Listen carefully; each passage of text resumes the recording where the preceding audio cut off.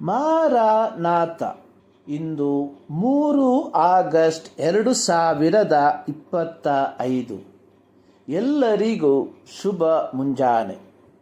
ಯೇಸು ಸ್ವಾಮಿಯು ತನ್ನ ಐಹಿಕ ಸೇವೆಯ ಕಾಲಗಳಲ್ಲಿ 12 ಮಂದಿ ಶಿಷ್ಯರನ್ನು ಆರಿಸಿ ತೆಗೆದು ಅವರಿಗೆ ಎಲ್ಲ ದೆವ್ವಗಳನ್ನು ಬಿಡಿಸುವ, ರೋಗಗಳನ್ನು ವಾಸಿ ಮಾಡುವ ಶಕ್ತಿ ಅಧಿಕಾರಗಳನ್ನು ಕೊಟ್ಟು ದೇವರ ರಾಜ್ಯದ ವಿಷಯವನ್ನು ಸಾರುವುದಕ್ಕೆ ಕಳುಹಿಸಿ ಕೊಟ್ಟದಲ್ಲದೆ ಬೇರೆ 70 ಮಂದಿಯನ್ನು ಸಹ ಆರಿಸಿಕೊಂಡು ಆತನು ಇಬ್ಬಿಬ್ಬರ ಗುಂಪನ್ನು ಮಾಡಿ ಪ್ರತಿಯೊಂದು ಊರಿಗೂ ಪ್ರತಿಯೊಂದು ಸ್ಥಳಕ್ಕೂ ಮುಂದಾಗಿ ಕಳುಹಿಸಿದನು.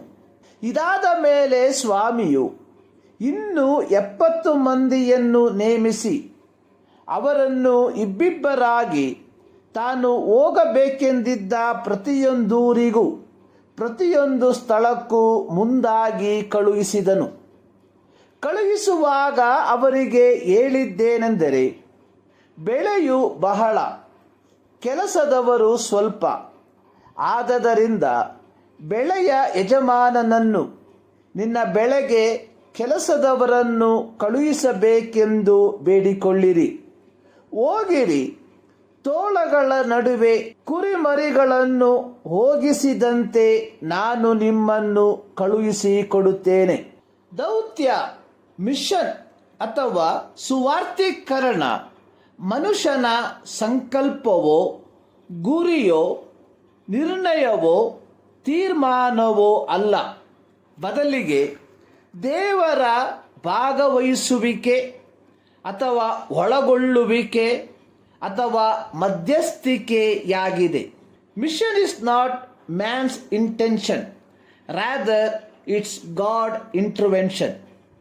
ಇಂದು ಮಾನವರಾದ ನಾವುಗಳು ಕೈಕೊಂಡಿರುವ ಮಿಷನ್ ಅನ್ನುವಂಥದ್ದು ವಾಸ್ತವವಾಗಿ ದೈವಿಕವಾದ ಸಂಘಟಿತವಾಗಿದೆ. ಪ್ರತಿ ಮಾನವನ ಕುರಿತಾಗಿ ದೇವರು ಒಂದು ನಿರ್ದಿಷ್ಟವಾದ ಉದ್ದೇಶವನ್ನು ಹೊಂದಿದ್ದಾನೆ. ನಾವುಗಳು ತೆಗೆದುಕೊಳ್ಳುವ ತೀರ್ಮಾನಗಳು ದೈವಿಕ ಉದ್ದೇಶವನ್ನು ಪೂರೈಸುವುದಕ್ಕೆ ಸಂಬಂಧಪಟ್ಟಿದ್ದಾಗಿರಬೇಕು. ಕ್ರೈಸ್ತರಾದ ನಾವು ನಮ್ಮ ದೌತ್ಯವನ್ನು ಪೂರೈಸಬೇಕಾದದ್ದು ಕೇವಲ 4 ಗೋಡೆಗಳ ಮಧ್ಯದಲ್ಲಿ ಅಲ್ಲ. ಮತ್ತಾಯನು ಬರೆದ ಸುವಾರ್ತೆ 13ನೇ ಅಧ್ಯಾಯದಲ್ಲಿ ಯೇಸು ಸ್ವಾಮಿಯು ಪರಲೋಕ ರಾಜ್ಯದ ಕುರಿತಾಗಿರುವ ಸದ್ವರ್ತಮಾನವನ್ನು ಸಾಮ್ಯಗಳ ಮೂಲಕ ಬೋಧಿಸುವಂಥದ್ದನ್ನು ನೋಡುತ್ತೇವೆ.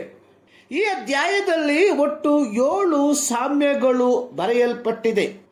ಅದರ 7ನೇ ಸಾಮ್ಯದಲ್ಲಿ ಯೇಸು ಸ್ವಾಮಿಯು ಪರಲೋಕ ರಾಜ್ಯವನ್ನು ಒಂದು ಬಲೆಗೆ ಹೋಲಿಕೆ ಮಾಡಿದ್ದಾನೆ.